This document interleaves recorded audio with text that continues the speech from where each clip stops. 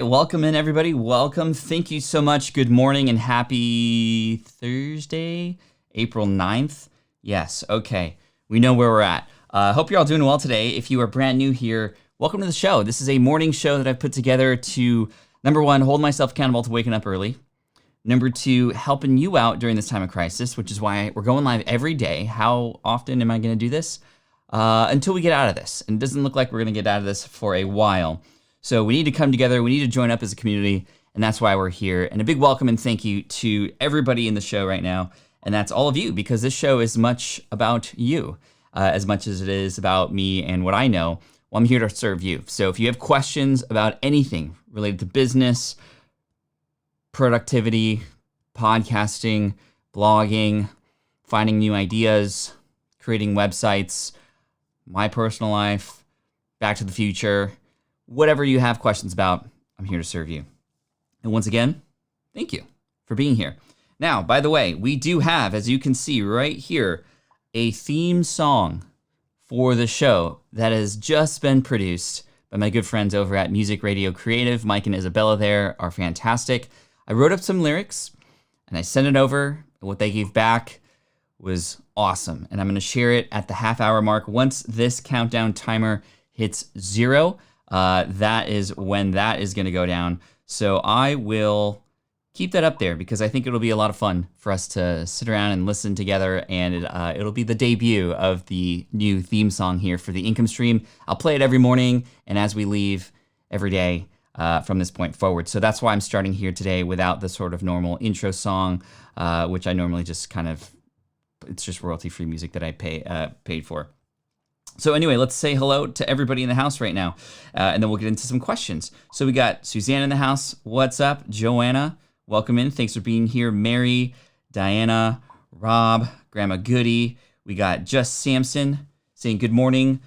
Missed you on the TubeBuddy 24-hour quarantine stream for charity. Yes, I was on twice yesterday, actually in a couple different ways. Number one, I was on as a guest, and I came on to talk about just the crazy times that we're in right now and hoping to raise money for charity there. They had a goal of raising $10,000. And at the time that I came in, I think they were only at like $1,000 or $2,000 in. I was working hard late at night because I'm coming out with a new video today, which will come out later. So make sure you catch that when it does come out, because it's going to be a lot of fun. I had never worked so hard on a video, but also never had so much fun. There's a teaser for you. I came in late at night to watch the stream, and I was there when they crossed $10,000, which was their goal. So that was really cool. And we had a lot of fun. I love interacting with that community. Big thumbs up and good job to TubeBuddy for all they've done to raise money. Chris in the house. Chris, thank you for the comments on the latest stream during the replay, because you offered some really amazing advice for different themes for the different days that we can sort of do here on the show. Chris in the house, Vicky, welcome. Glad the website review was helpful for you yesterday. Our recovery life, Joanna, Roman. Awesome. Well, let's get into some questions. I'm here to serve you. And the beard is looking good, says Michael. Thank you so much. I'm working hard on it. You know, I'm combing it, I'm conditioning it, stuff I've never had to do in my life before. Common Cash Flow couldn't make it. That's okay. They're still doing it, I think. I think it's a 20, or maybe the 24 hours is over. I'm not exactly sure.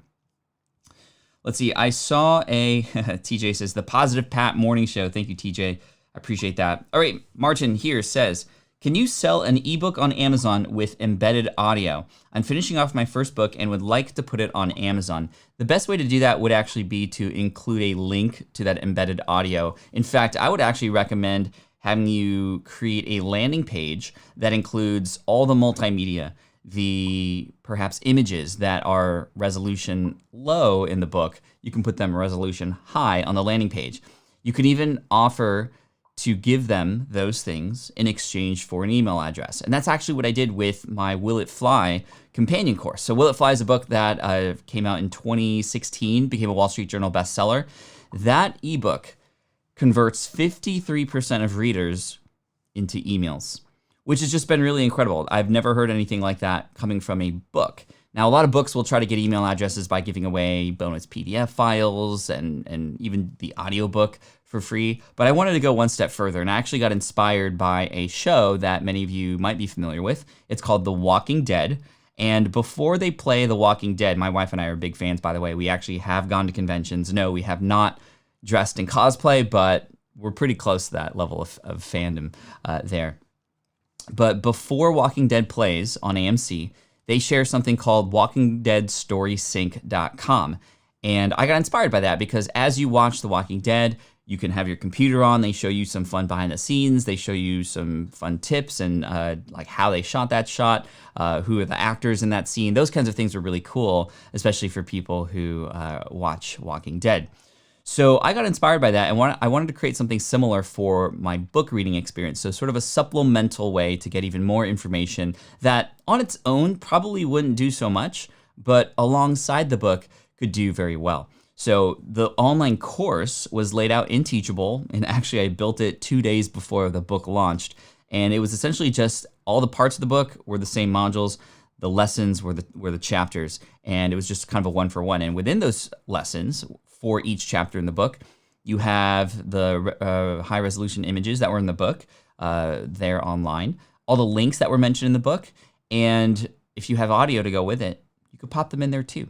And that's such a high value proposition for the exchange of somebody's email address. And so now I have 45,000 email addresses from people who I know they read the book, which is very, very powerful. Many of them have converted to my course, Smart from Scratch. That's free right now, by the way. If you go to smartpassiveincome.com/toolkit, you can get that book, Will It Fly, and that course, Smart from Scratch, normally $249 for free right now, which is really cool. But it's really powerful because I remember one day I wanted to get reviews for the book, and I just sent an email out, and I woke up the next morning and I had 100 more reviews. And this was early on in the launch process. So Marcin, I would definitely recommend not trying to get the audio in Amazon's book itself, which actually isn't possible, but having this opportunity be a landing page that you could drive people to collect an email address, ideally, in exchange for all these additional multimedia things that tie into the book.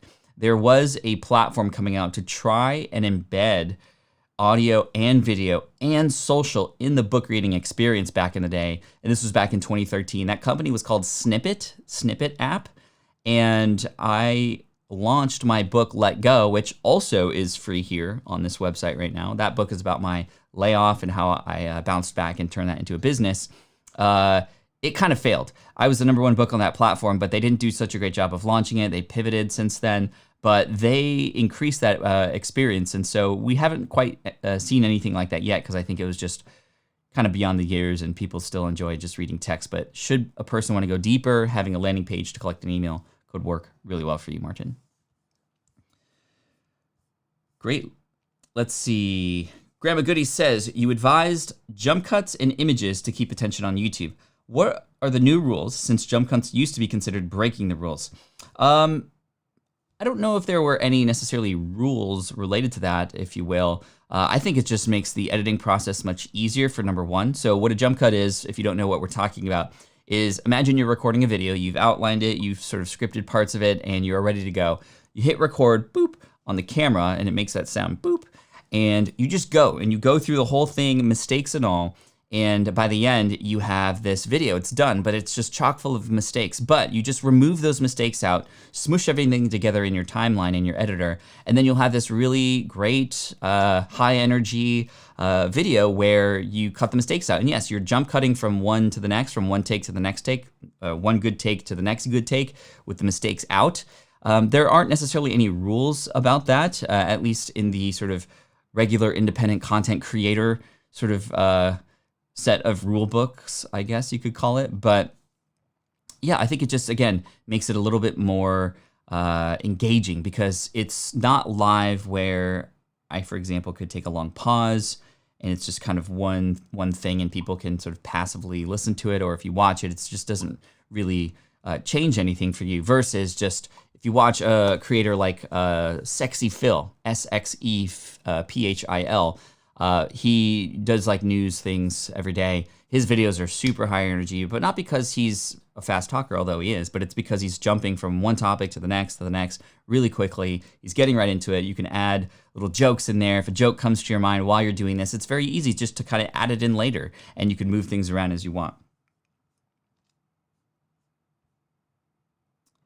Just got a ticket to People of Video and entered to win a SwitchPod. That's awesome, Irene. Tell me a little bit more about what People of Video is. I'm not even sure what that is, to be honest. Diana says, would you recommend starting in my native language or English? I want to go into the English market at some point for sure. That's going to be really up to you. I wouldn't do what a lot of people have asked here on the show before, which is do both at the same time. So I think it's smart that you're asking this question to go, okay, well, which one should I do first? Now, yes, the English-speaking market is much larger. Obviously, it is more sort of universally spoken, if you will. However, there are opportunities in more countries in their native language, having less competition, having a voice in that country. Now, there's pros and cons, obviously. There's way less competition. We talked about this yesterday on the stream about Spanish-speaking markets, for example, and how there's a massive opportunity there because we are seeing trends upward. However, other countries, I would assume, are perhaps a little bit slower to grasp onto that technology, right? So I think it's really going to be up to you. It might be interesting first to do a little bit more research in your native language to see who else is stepping up, what are the results they've been getting. Perhaps it's a culture thing too. I know, for example, in a lot of cultures, selling is seen as a little bit different than those who are in the US, and there's a little bit less aggressiveness welcomed. And so it really matters based on what you feel is the best opportunity and also what's the easiest for you. I would also realize that, well, it does give you the opportunity to, after you try one for a little bit of time, I would give it a few months to see if you can add on the other one or if you might want to make a switch. You've tried something, you've experimented, and entrepreneurship is all about pivoting. It's about trying something, seeing the results, measuring, and then adjusting from there, pivoting. Pivoting doesn't necessarily mean changing your goals or changing your ultimate outcome. It just means, well, you're going to have to change the way that you're going to get there. If you just continue to sort of do the same things and you're not getting the results you want, you have to pivot. Pivot meaning trying something new, taking a little bit bolder risks, those sorts of things, not necessarily starting from scratch. So just keep that in mind. If you have just been doing the same thing for years and you have just not been satisfied with your results, well, then you need to make a change. You need to make a pivot. Not the goal, the method. Benjamin says, what do you use to record podcasts with guests? I know you recommend Squadcast, but do you use that for recording with guests? I do use Squadcast for recording with guests. Sometimes it's just easier because of my database and most people being online to use Skype because, number one, it's just in our workflow, and number two, it's just people and I have connected on Skype before, so it's just easy to get on. But I'm gravitating more toward using Squadcast now, primarily because of the quality of the stream, the quality of the recording on the other end. Plus, it's just, especially for guests who I don't know yet, a little bit better experience for them. It's web-based. It's not like they have to download Skype. It's not like they have to download Zoom. It's just all web-based. The green room that they're creating, which is great right now, and it's getting even better by the day, is an awesome experience for a person on the other end. And yeah, so I enjoy Squadcast for sure. Question, is there a particular reason you do not offer any type of swag to your followers, says Hunter? This is a great question, Hunter, because I have been asked to have swag a lot, but I do not also want to get into the, hey, Archer, hey, thank you so much. You offer this $1.99 super chat daily, and I appreciate you for that. There's a little shout out for you there. Good morning to you. Fine. Good, sir. But to answer your question, Hunter, I just never wanted to play that game. If anything, we've given away swag more than we've sold it.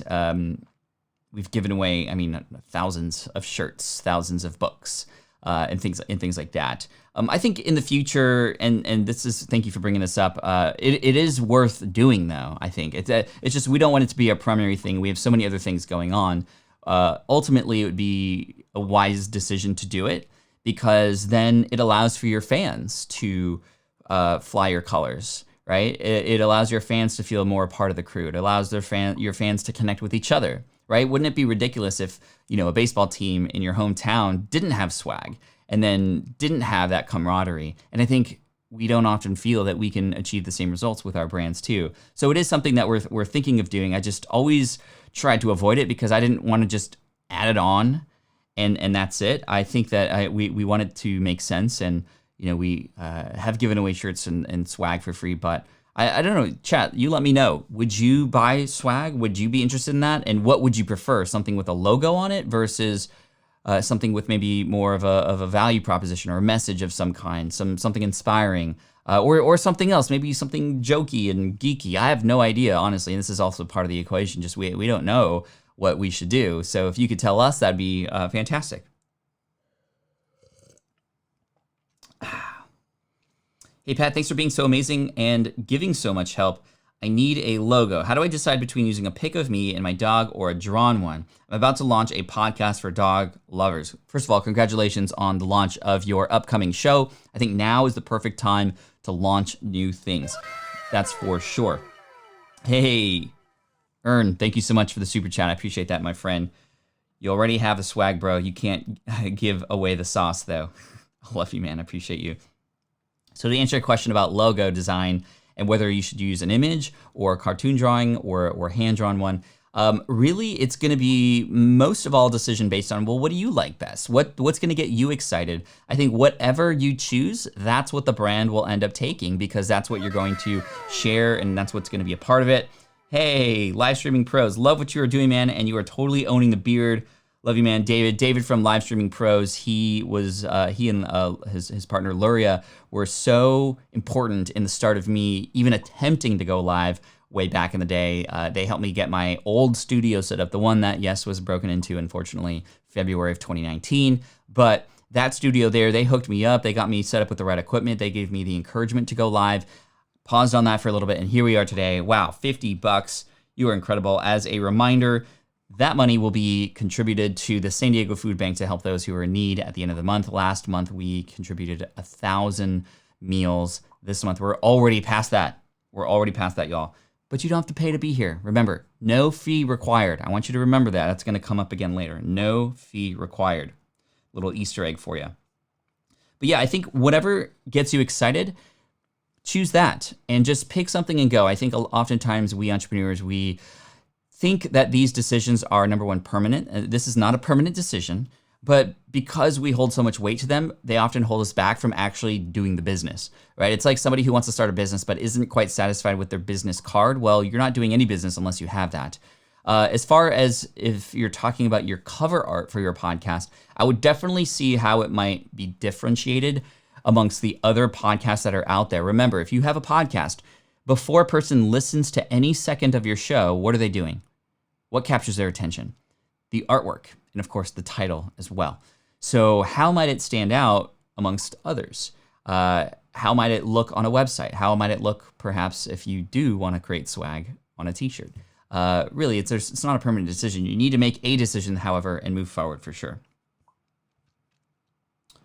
JF says, I currently have a website that serves as a landing page. It's just text on a white background. Should I add images even though it's just a landing page? Yeah, the more that you can add, don't just add things to add things though. I think a lot of people see some empty real estate and they want to share something on there just to fill in that spot. But actually it can do you more harm than good by just putting images there. You want to put things that are relevant, that add to the conversation, that add to the feeling, that add to the emotion, that add to the message that you're sharing, right? An image should only be used if it actually is something that, if it wasn't there, it would actually take away from what it is that your goal is. If it's there and it could potentially distract or just kind of lead people in the wrong direction, then we definitely don't want to do that. So don't just add things to add things, JF, but I would definitely see how you might be able to supplement the messaging that's there, even though it's a white background, just maybe an image that is you so that people can connect with you.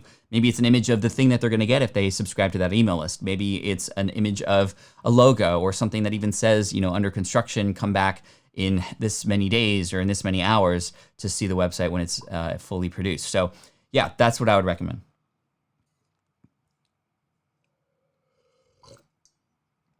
Good morning, Mark. Great to see you. All right, Jeremy says, good morning. I'm currently, and by the way, I don't know why these gets blown up so big. I want these to be a little bit smaller. How about that? Let's see if that works. Good morning. I am currently taking a $2 PVC pipe and making it into 2 bows. I make about $80. It's on Etsy now. What are some ways to sell more? I tried my own website, but not so much luck. Okay, So you're an Etsy creator. I love that, getting down and dirty with your hands, and you create bows with PVC pipe, huge margins.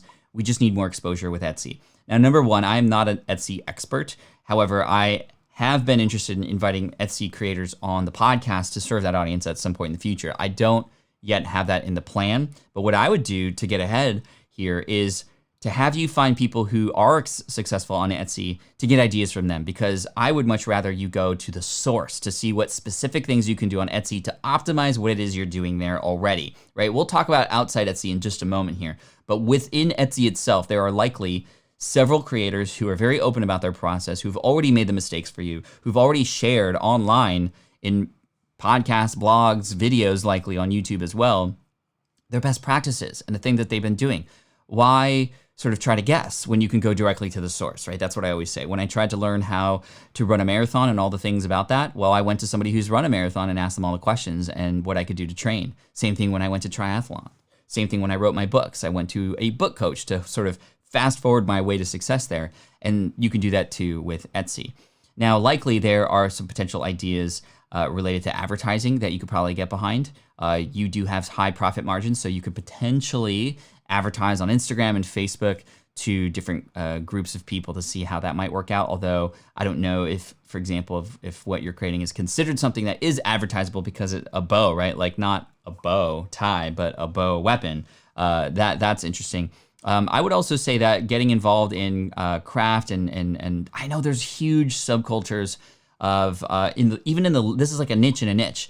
Yes, there are people who love Lego, right? That's like a big community. Then within the Lego community, there's what's called AFOLs, AFOL, adult fans of Lego. And that's like a sub-community within that community.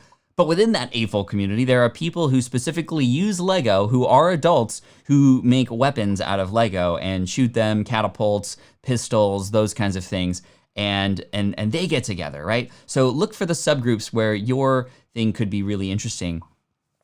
And then finally, this is a little bit bolder of a risk, but this is very common as well, especially in that Lego space. And this is what's given me this idea. You could show people how you make it.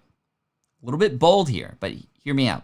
You show people how to make it, and likely it's not something that can just happen overnight, especially if it's very well done. And my son and I, we've found some of these videos to make, little Nerf guns out of Lego, and they're complicated. Plus, we don't have all the pieces, right?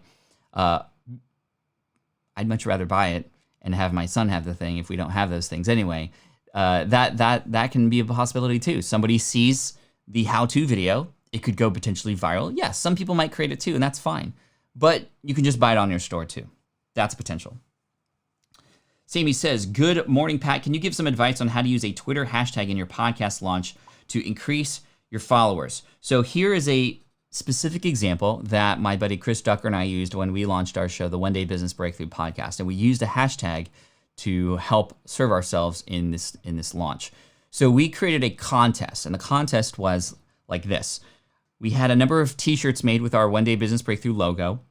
Doesn't have to be a t-shirt, it could even be something digital. But we wanted to incentivize people to share the show. And we incentivized it through giving away randomly every day one t-shirt to a random reviewer who shared it on Twitter. So number one, we required people to enter to this random contest to take a screenshot of their review. So before they hit submit, because on Apple it takes a while to get approved, just write the review, take a screenshot, share it with us using the hashtag, I don't know, One Day BB launch or something like that on Twitter, and that's your entry, right? So that's how it uses the hashtag. And so that allows you to follow up with those people. It allows that hashtag to get a little bit of momentum as well. And maybe it's just the hashtag of the show in general versus the launch specifically or something related to the contest. That way it just remains there and it shows up, people find it later. So that's how we used it. And we actually were able to get into the top, I think, 20 or 30 of all podcasts for a brief moment in time, thanks to a large amount of that velocity and acceleration with ratings, subscriptions, reviews. The contest definitely did support that, and the hashtag was used in that way. You could also create a live Twitter chat. You could do a sort of launch day AMA, ask me anything style Twitter chat where you just drive all things to Twitter for that day to get connected with you, to potentially participate in a Q&A with your audience, and or maybe you lead the questions and you help support people that way. And again, a hashtag that's sort of known and promoted ahead of time like it's an event can work really well for you. Good morning, Dan. Welcome in. We have 4 minutes. Whoa. 4 minutes till the reveal of the brand new income stream theme song. Income stream theme song. I'm really excited. I don't know. I just want to put a smile on your face. So maybe you can consider and guess what style it's in. What might the lyrics be about? How much of a nerd am I? Those kinds of things. Honestly, I got the song in yesterday. And again, thank you so much to the crew at Music Radio Creative for helping put this together. Like, this is a legit song. Part of me was like, I could hear this on the radio one day. Although that would be ridiculous if the theme song of this show came to the radio. There is no goal today because we are just going to share the theme song. I was going to make the goal a light goal to get the theme song, but I just want to give it to you because it's here. I want to start using it tomorrow. We're going to have a lot of fun with it, I'm so excited to share it with you. Question. Once the video is uploaded, what are your steps for promoting it? So it's definitely sharing it on my social channel, seeing where on my blog that exists already, I can embed that video. This is a very underrated strategy for those of us who have a YouTube channel plus plus a website, for example, with a blog, because especially after you have a backlog of posts that have been out for a while, because these videos that you create now could potentially be useful in older archive posts, and people can find their way and make their way through there. So that not just promotes your video, but in the long term also promotes your channel, and also better, there's just better quality for those older blog posts too. And of course, Google owns YouTube. There's a connection there now with those blog posts in Google, but also having a YouTube video on them. It could go really well and be very strong for sure. By the way, hashtag Team Flynn for the win. You're amazing. There are lyrics. Yes, there are absolutely lyrics. So you'll hear the lyrics, and then the instrumental will repeat. That's called a bed, so that you could talk over it. And this is very common in radio shows, right? You have the intro song, and then the song repeats, but without the words, so that the host can come in and speak over that. That's what's called a bed. Oh man, I'm so excited.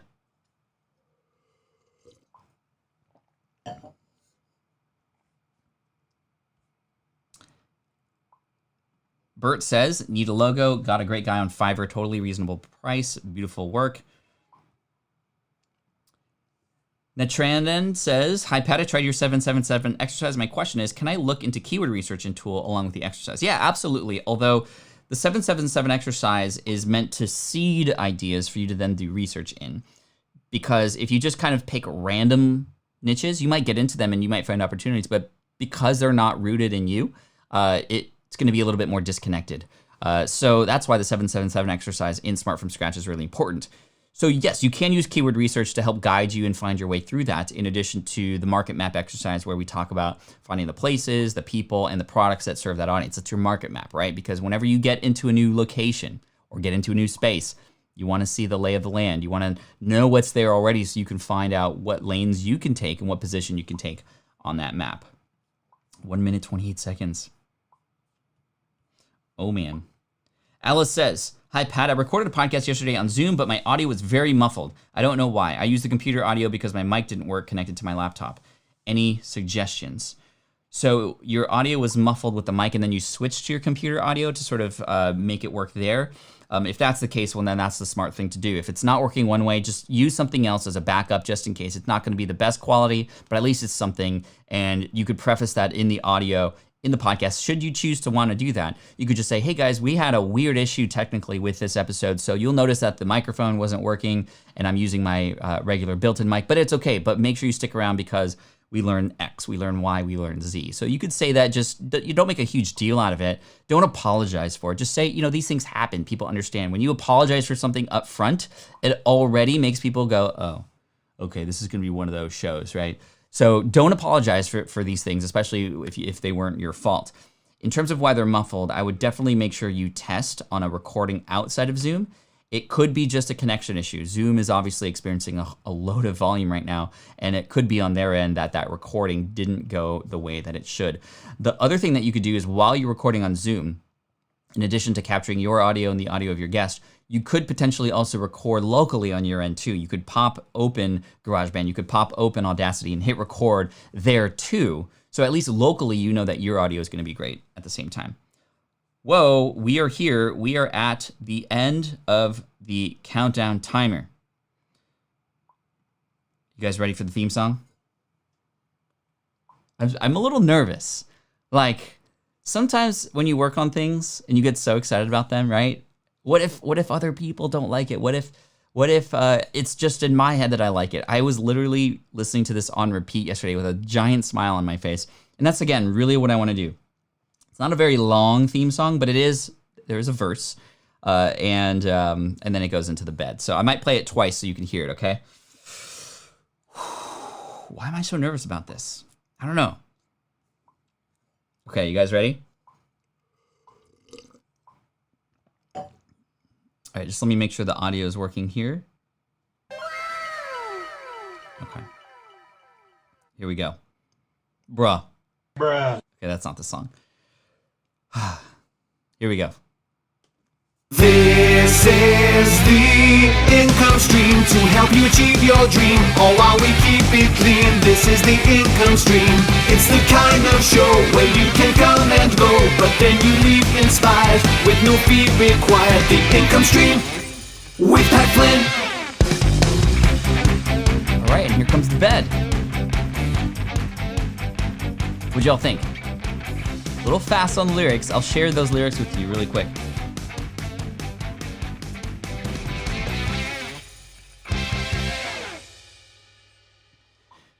Woo! We did it. Got that out of the way. Oh, that was fun. Thank you. One more time. This is the income stream to help you achieve your dream, all while we keep it clean. This is the income stream. It's the kind of show where you can come and go, but then you leave inspired with no fee required. The income stream with Pat Flynn. Good morning, good afternoon, good evening, Team Flynn. Welcome in. This is the bed of the song, and I'm going to talk over it now in the background, and then it will finish, and then I can start the show. Woo! We did it. Team Flynn for the win. Thank you so much. Had a lot of fun putting that together. I can't even remember the words off the top of my head right now, but it's like, this is the income stream. What did I say again? Can't remember. Oh yeah, the income stream to help you achieve your dreams while we keep it clean. It's a family-friendly establishment, people. This is the income stream. This is the kind of show where you can come and go, but you can leave inspired with no fee required. There's the no fee required. This is a free show. Super chats aren't required. They do get donated, but there you go. Thank you, everybody. That'll start every morning, and we'll finish it up at the end as well with every show. I'm also getting a logo designed and an animated logo. So this is something I'm taking seriously. Started just as a little side thing. I wanted to step up and help during this time. A lot of people need it, and I've gotten so stoked on it because of you. Those of you who come in here every day, thank you so much for inspiring me to go further with this, to help out. We've donated meals to people. We've connected the community together in a Slack group. We answer questions. We help you get results. Even people like Vicky, whose website was reviewed yesterday, she's already taken action on it. Incredible. Grandma Goody's doing stuff. Just Samson working out. Like, you guys are incredible. Thank you. This is the income stream.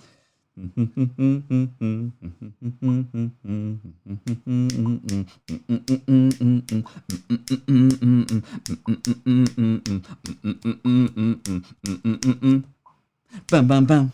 Okay, done. Sorry. Hey, my girlfriend came to see what I was watching because it was so bad. That's good. Because it's so bad, that's good. Because it's if it's bad for somebody, it means it's good enough for somebody else, right? If it was just like, oh, that's an average song, well, then that's not going to do anything for anybody. But thank you, Amelia. Appreciate that. Tell her I said hello. Hello, girlfriend. Cool. All right. This is true, Karma. Sounds like you were going to keep doing it after the quarantine. Yeah, it might not be 8 a.m. anymore. It might be later on or earlier. I don't know. But this is the time at which normally the kids would be going to school. So I have to prepare and help my wife and get them all situated during this time. But of course, they're homeschooled right now, so we're all good. Wee. All right, I saw a question from Karma that came in. Right now, my podcast and YouTube is literally the same content, just audio stripped out. How do I decide what to put on the podcast and what to put on YouTube? Should it all be new content? I mean, it can be new content. Ideally, that's what you'd want. You want specific content for those specific channels, because visually on YouTube, you can do some things that you could teach in a different way than if it was just audio only. On the podcast, you can go a little bit longer, tell deeper stories, build a much even stronger relationship there using those stories, highlighting your audience, something that's going to capture a lot more of people's time because it's passive in terms of how people are listening. So you can go a little bit longer, stretch things a little bit longer. The fact that they're the same on both channels doesn't hurt. It just, you need to be aware of the listener on the other end and find out, well, which one is going to be your primary one. And that's what you design for. And then the other one just becomes sort of a repurposed repository. And that's okay. Joe Rogan does that, and so many other people do too. Where I worry is if, let's say on a video, you say, hey, look at this. If that then goes into the podcast, well, when a person sees you saying, oh, look at this, well, they actually can't see anything and they may feel left out. And that's why building for the platform is typically what I recommend. However, if it's just repurposing play, you could potentially find new listeners and viewers on those platforms and have them cross-promote each other. You could find somebody who maybe watches the YouTube videos but just can't do it now, but can still continue to get the audio because now they're commuting with their new job. So those are things to keep in mind. I would just include something that is sort of a welcome message on the audio. So if you start with video, this is actually what we're thinking of doing with the income stream as well. Taking the income stream, this hour-long live broadcast in the morning, and popping it into its own podcast feed. I mean, why not? But having an intro that is specific to the podcast listeners. Hey, thank you for listening to this podcast. What you're listening to is a daily live stream. This is the replay from April 9th, 2020. And if you want to catch me live, make sure to come in to patflynn.com/theincomestream to make sure you catch me live. You can get your questions directly answered, where we even do website reviews. So make sure you go there every morning. But for right now, here is the stream. And then you can just kind of have it set up that way so that at least there's a little bit of a conversation with that person who found that show and knows the context by which you were mentioning these things that perhaps are a little bit more visual. All right. Let's keep going here. Can I answer Jorge's question? Sure, absolutely. Thank you, Grandma Goody. Advice on how to overcome the eternal student syndrome, investing too much time on learning and not focusing on taking action. Yes, so we need to be very diligent about how we use our time. And actually, number one, pay attention to, well, are you just in 100% learning mode? If you're in 100% learning mode, you are in 0% action mode, right? Sometimes we feel great about learning, and in our brain, we feel like just learning something means we're going to get those results. But obviously, we know that's not true. We need to make time for us to take action on things. So I like to implement what's called just-in-time learning. Just-in-time learning. And this is a strategy that I learned from Jeremy Franson from the Internet Business Mastery Podcast, and I practice this. And that is, number one, understanding what your next goal is and the priorities within that. What's your next step? If you don't know what your next step is, well, this is going to be a problem, and that's just always a problem. Anyway, you'll just be tirelessly working on for no reason, and you could burn yourself out doing that. So number one, prioritize, understand what your next step is. And then here's the secret. When you learn something, only allow yourself to learn about something related to helping you achieve that next step. That's it. Just-in-time learning. You're learning just in time for the next step that you are doing things. And where people mess up and worry with this strategy, just-in-time learning, is you worry about missing out, right? FOMO. We're like, there's so much good stuff out there. I don't want to miss it. Okay, so here's how to combat that. anything that comes across your plate, because we're seeing things everywhere, right? Here on YouTube, social media, podcasts, there's so much great stuff out there. We don't want to miss it. But we're like, I can't do anything if I'm listening and reading and watching all this stuff, but I don't want to miss it. So take all that great stuff that you're finding that isn't relevant for you right now and pop it into a folder somewhere. You can use Evernote, you can put them in a notepad of some kind, just the URLs or what have you. You can even begin to categorize them. For example, I can't tell you, I have, I think, 24 things on Pinterest because Pinterest is something that's hot for a lot of people. I've come across some really great articles that have been shared and I put them into this folder. And when it's time for me to get excited about Pinterest, well, I have that information already available for me. But here's the thing. I guarantee you that in most cases, you are never even going to go back to them. I am not going to even go back to them. But just knowing that they're there reduces my anxiety about missing them. They're not missed. They're just not for me right now. So implement just-in-time learning.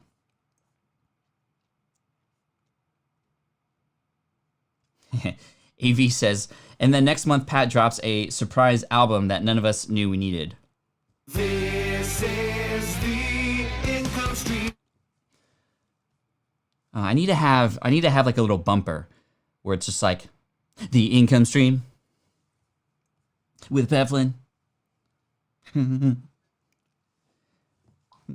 Marcin says, this is what I love. Come here and leave with a day's homework, landing page for audio, Twitter, LinkedIn competition for more subs, more website redesign. Where else can you get so much value? I don't know, but there's no fee required to be here, Martin. And thank you for your super chats back in the day. I appreciate it. Not necessary, but very much welcome. Thank you. The tune really reminds me of something specific, but I can't put my finger on it. I'm wondering if it might be possible to share the first version of this with you, because what you just heard was not the first version. It was actually the second version. I had comments for Isabella over at Music Radio Creative, who helped me produce that song. Same lyrics, different style. Would you like to hear that?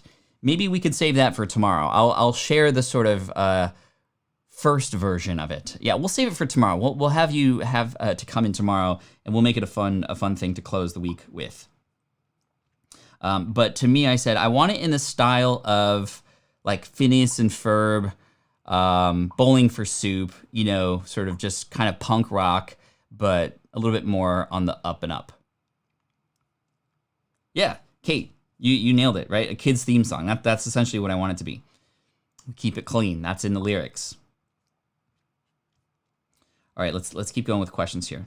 Thank you for allowing me to share that. Thank you for just letting me have some fun here. I appreciate you.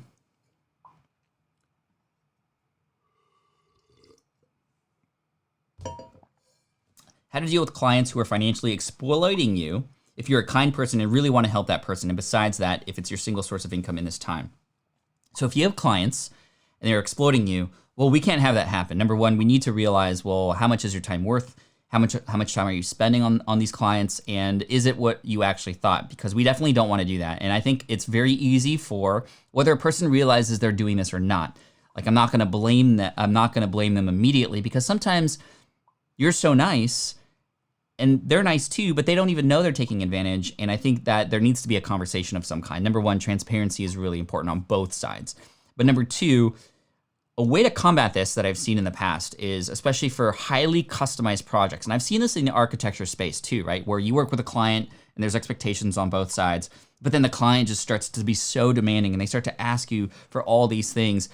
Number one, keeping track of your hours is going to be really important, because then you can help a person understand with numbers how much additional work you are now doing than initially you thought you were going to do. And this allows you to gracefully potentially ask for a higher fee, or to put a cap on the number of hours and reduce the amount of work you're doing, or at least throttle how quickly you're doing things for them based on that time and that money. So number one, keeping track so that they can't argue that, right? They can't argue it. So number two, what you could potentially do is, for future clients, you could potentially, instead of just offering a highly customized, hey, we'll chat until you get your thing done, you can go, here are the rules and the constraints by which we will work together. Or you can go, here are the products that we'll offer to you, and we'll get it to you within a certain time period. But here is what we offer. We're productizing the service now. There's a great guy named Brian Castle from Productize, taking agency and consultation type work and productizing it. So instead of a highly customized website, it's here are 10 website designs that we could offer you that you can choose from, and we will make them very much uniquely your own and put your branding on there, put your content. But these are the 10 different styles you could choose from. Go. And it becomes a lot easier for not just you to show a person what life will be like on the other end, but it's going to reduce the amount of hours that you yourself are going to work. It's going to reduce the amount of back and forth in that client base. And it's going to allow you to even hand off some of that work to other people so that you can more focus on the client relationship sort of aspect and not the actual building of the thing, because the things are already sort of partly built already. Rob here has some good advice that goes along with that. Another suggestion is agreeing on the scope of work, and if any additional work is requested to that outside scope, the client needs to pay more, right? So this goes down into the details of the contract and what's expected on both sides. I really love that. All right.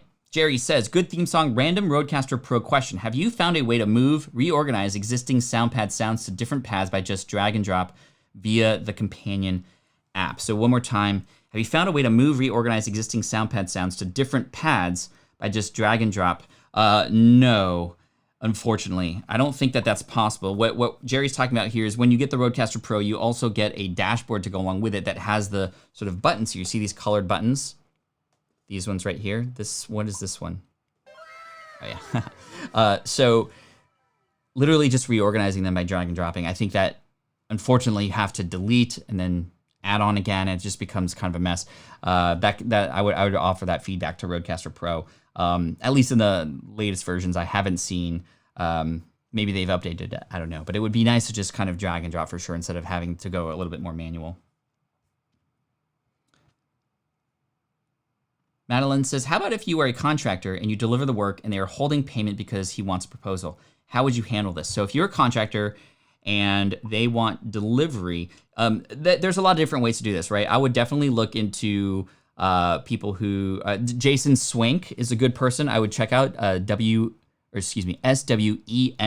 Jason Swank helps a lot of agencies with things like this. That's his primary target audience, and people who he serves are agencies and contractors. So definitely check him out.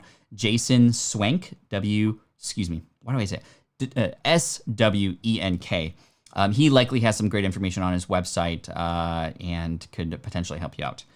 But oftentimes there are in contracts ways to get sort of half of the payment up front and then half upon delivery. That's a very common thing to do. And perhaps even creating it so that, it's called the payment schedule, right? So maybe 25% of that payment comes in after the wireframe is created. And once they're satisfied with the wireframe, that then sort of unlocks the first 25% of the payment. Both parties can continue to move and be happy at that point. And then, 50% with, draft number one. And then the rest of the 25%, upon final delivery and checks and things like that. So that's kind of how I would handle it. Isaiah says, what kind of microphone would best fit for video recording? Not sure if it bears with audio, but also helps me for making videos. So Isaiah, for videos, my favorite thing to do is have a small microphone that's out of the way, right? So a lot of people use a lapel mic. Grand Stefan here on the YouTubes, very popular. You see his little mic, and it's a lapel mic, connects into his video camera, and that works fine. It's not a huge deal that you could still see it. I don't think it distracts at all. I have a boom arm connected to a shotgun mic here, and that's just right out of frame, and this I feel collects the best audio. If I know I'm going to stick around in one spot, this boom arm shotgun mic combo just kind of sort of focuses right on my mouth, and it is going to be the best quality. It's a Rode NTG2, Rode RODE NTG2. You can use a podcasting mic like this one here, but my issue with a podcasting mic is even if you can sort of move this around like this, it's going to be in your face. It does take up a lot of real estate. And, if you use your hands, sometimes you could bump around it and those sorts of things. All right. We have 10 minutes left. Wow, already. The lady writes, thanks for another great stream, Pat, and for the fun chat all enjoyed today. Getting off 2K words ahead of me. You got this. Keep writing. This is the time to create for sure. TJ says, I see someone gave a thumbs down. I guess the show is too upbeat for them. This is the income stream. Yeah, that clip there doesn't work, and plus it takes a while to get in. Anyway, I'm learning as I go, and I kind of expect the thumbs down. Typically, there's 1 or 2 in every stream, a few in every video. That's okay. I have a couple videos, though, that get massive loads of thumbs down, and you can't get so derailed by that. You have to grow a thick skin, especially here on YouTube. I have a video about acoustical sound panels that my son and I were in that video, and we put up these sound panels. I did some really not so scientific tests about that, and I think it really upset people that it wasn't done probably in a better way. And I let people know in the description, like, I'm not doing this scientifically. I'm just showing sort of the process. A lot of people think it's an advertisement for these panels that came in. And yes, I do mention in the video that they were sent for free, but I did that video because I just wanted to experiment to see how they compared against those sort of foam ones that you can get on Amazon for $1 a piece. So anyway, that I think has, my normal videos get about a 98% thumbs up versus thumbs down rate. This one has like a 70% thumbs up, 30% thumbs down. It's like, over 1,000, I think, thumbs downs. And hey, if it doesn't satisfy you, that's okay. It just proves to me that if I choose to do another one of those videos, I'm going to do it in a little bit better of a way. So that signals me how I can grow. And that's what I've learned from that. You can't get so discouraged by that because YouTube in general, people are very picky with their stuff, especially if it's something search-based or looking for answers. If they didn't get it completely or they aren't quite sure, if they think things are done for a different reason, you can't blame them, right? So I can't blame the thumbs downs, but I can continue to serve those who continue to give me thumbs up or, of course, who show up live here in the streams. So that's how I think about that. Thank you all for serving each other as well. You guys are incredible for being here, for helping each other out in the chat. Thank you so much, all of you, for your time, your attention. We're not finished yet. We got 8 minutes left. And then today is office hours day. So for my students, I go live for 2 hours at 11:30 a.m. In a Zoom webinar, and I answer as many questions as I can. I mean, on this show for the hour, because it's a little bit more casual, we might answer 10 to 15 questions. On that Q&A, specifically for my paid students, we'll answer nearly 100 questions each time. It's bam, going right through, especially for these paid students who are probably one question away from making progress. So that's why I'm there to serve them. That's just added on to what I offer within the course. It's not like a monthly membership to get access to that. Again, it's just my way of serving even more people. So yeah, today's a big day. Definitely a big reason why I took voice lessons. I don't know if you knew that, but I've taken singing lessons, voice lessons, because my voice is my business on the podcast, on the videos, with communication with my team. And I can't afford to have my voice not be sort of fit enough to handle that. So the voice lessons were really key. Big shout out to Carrie Ho, the songbird tree. And she definitely helped me out for about 6 months. We did weekly song and singing lessons, a lot of breath work, a lot of voice training, a lot of, getting that muscle going. And I can't tell you how incredibly useful that was for me as a podcaster and somebody who goes to a lot of events, who, when you go to events, once we go to events in person again, if you don't know this, you'll experience this in the future. You talk a lot if you do it right? Even if you're an introvert, I'm an introvert myself, but you get up, you talk to people, especially, and this is the worst thing, the thing that I really don't like about live events is they put in these networking opportunities inside of a club or a bar where it's just so loud, there's a lot of noise, and you have to shout. And if you don't do it right, if you don't have the stamina in your voice, you're going to lose your voice. Promise. And again, having experienced that firsthand before, it's not a good thing. If you can't record, but you need to record and your team's relying on you, you have a schedule to keep coming out with, it's a tough thing to lose your voice. So voice and training lessons were very good for me. Pat Roxy's so generous with his knowledge. I've purchased 2 of his courses and they are both awesome. Thank you, Jennifer. I appreciate you for that. You're amazing. All right. What's a good way to pitch businesses' new websites in this crisis via cold outreach? I'm thinking of niches like solar and yogis. So new websites. I think that the way that you would position it is going on the opportunity side of things versus the fear side of things, right? And what I mean by that is a lot of people are using this opportunity now to promote their business, but they're doing it in a way where it's fear-based. Hey, you don't want to lose your business, So build a website now that actually converts people. You don't want to do it that way, right? Like, hey, if you don't do this, then you could lose your business entirely and be one of the 6.6 million who in the past week lost their jobs. I am disgusted by people who are taking advantage of the situation like that. You can, however, take advantage of the situation in a way that's graceful, where it's more about the opportunity. So you could go to a person like a yogi, a person who owns a yoga studio, and says, hey, I understand that perhaps it might be tough in these times because you have clients who can't come to the studio and you're just having a hard time. And I understand. But however, we're seeing that there's a lot of opportunity right now. For example, you could build a website or incorporate virtual training from your home.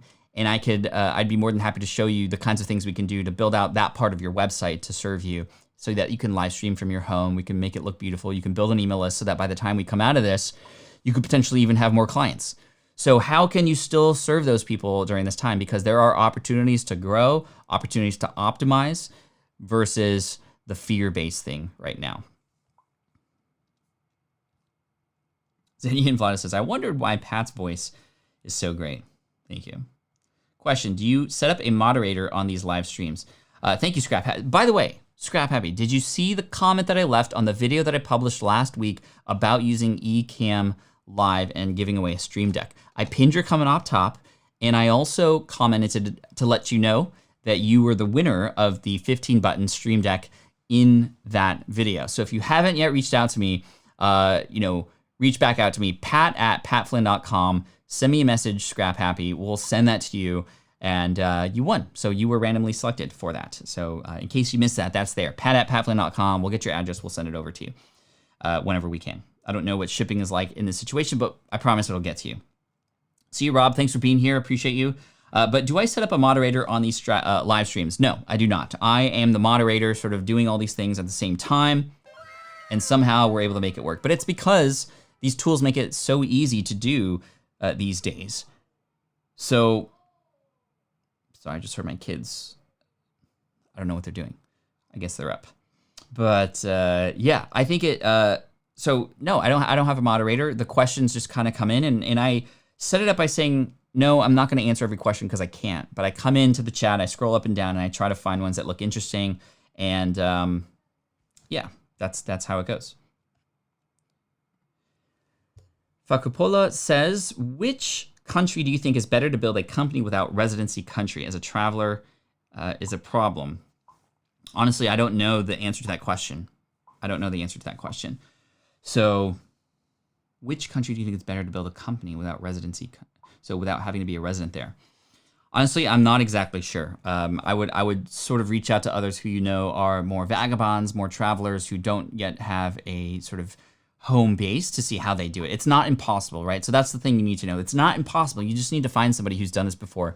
So I personally do not have the answer for you, and I don't know the answer. I'm sorry. But I think this is just one of the things that if you are doing Q&As and you don't know an answer, just straight up let a person know so they can go find the solution versus trying to make it up or sharing misinformation. So I will admit that I do not know the answer to that, but I know it's possible, and there are people out there who have done this. If anybody here in the room might know the answer, great. You might be able to find an attorney who is likely somebody who's a little bit in the more professional realm who can help you and support you with that too.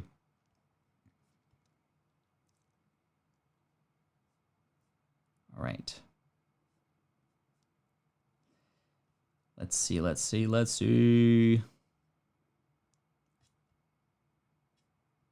Isaiah, the thing is, I'm only 15 years of age and I don't have enough money to get that equipment. Thanks for the advice, though. I appreciate it. So honestly, number one, age is just a number. There are people who are your age starting successful businesses right now with no money. And it just is a matter. If you are here on a live stream, you have the ability to create. And you have the ability to show up. You have the ability to take people on a journey with you. You have the ability to connect with others, just like you're connecting with us right now. So don't think that not having all this fancy equipment means that you can't do these things. There are ways that you could potentially get this equipment in fun and interesting ways. And also, you don't need this equipment to get started. If you look at Mr. Beast, who's a giant YouTuber here, he gained 20 million subscribers last year. Go back and look at his first videos. They were all shot on like a phone, and that's it. And he even says this all the time. You just get your phone up, get it running, and just start creating. Yes, it's going to be a mess. It's going to be a disaster, but you have to be a disaster before you become the master. Quoting John Lee Dumas there, who probably quoted it from somebody else, who probably quoted it from somebody else. So I don't know. I can't take credit for that. But you have to be a disaster before you become the master. But you can't become the master if you just sit there comfortably waiting for money to come in, waiting for things to happen to you, because that's not going to work. You need to take the action. Now, what I was saying earlier about creative ways to potentially get this might be, let's say, for example, you being 15, you start this website and you're able to build even just an audience of 100. You could go to a microphone company and say, hey, I'd love to do a review for your microphone. Might I be able to get access to this? And I'll share it with my subscribers, and I'll give them, maybe we could run a contest, and I just want to promote it. You can get equipment if you serve those companies too. Maybe you can do something pro bono, which means you sort of doing whatever it is that you know how to do for somebody else in exchange for them helping you out too at the same time. There's many creative ways to make it happen. And wow, we are at the end of the stream. Cool. So Isaiah says, to finish off, 15, I wish I was doing what you're doing at 15, which is being involved in these kinds of things, looking for ways and opportunities. So if you were to look for something that would help you with your phone, I would recommend checking out the Rode Smart Lav. So it's not a multi-$100 microphone. It's just like a $60 mic. Maybe you ask a favor from your parents, or maybe you just work a little bit harder on this to do your chores so you can get the money for this. It's like $60 or something. The Rode Smart Lav, that connects into your phone. It gives you really, really good professional audio quality. It is a lapel mic, so you will see it's connected to your phone. You can get an extension so that you can get 20 feet of additional line there, and that'll sound great. It'll actually be a standout quality sound versus other people who are just using their phone alone. But the phone is good enough for right now. Whew. Awesome. Team Flynn, thank you so much. Team Flynn for the win. Appreciate you all being here and capturing the brand new theme song. We'll have it up for you. I'm going to play it to close up today. Thank you for being here for the debut of it. And, your kids are going to be asking you, where were you when you first heard that song one day? Probably not. I'm not that big-headed, but sometimes I can be. You can ask my wife. But anyway, just thank you so much for being a part of this with me, for inspiring me, for encouraging me. I'm here to encourage you back. The more you give to me, the more I give back to you. So thank you so much for your time, your attention. Please take action on that next thing that you need to take action on. Please see the opportunity that's available in front of you right now, and just please keep your head up and keep smiling. People around you who are more immediate need that smile right now, so keep it up. Thank you so much. I'll see you tomorrow, 8 a.m. Pacific, 11 a.m. Eastern. Come in the show, share it with a friend, and look out for a video coming out later today, probably in a couple hours. And I would love your support there with that video. It's one where I've gotten a little bit creative, had a lot of fun. Never did something like this before, so look out for that video. If you could come in, watch it, thumbs it up, leave a comment. I would very much appreciate that. Make sure you hit subscribe, hit that bell notification icon, and here we go. The theme song to Income Stream, which you'll hear every morning now. Thank you for being here. Peace. This is the income stream to help you achieve your dream, all while we keep it clean. This is the income stream. It's the kind of show where you can come and go, but then you leave inspired with no fee required. The income stream with Pat Flynn.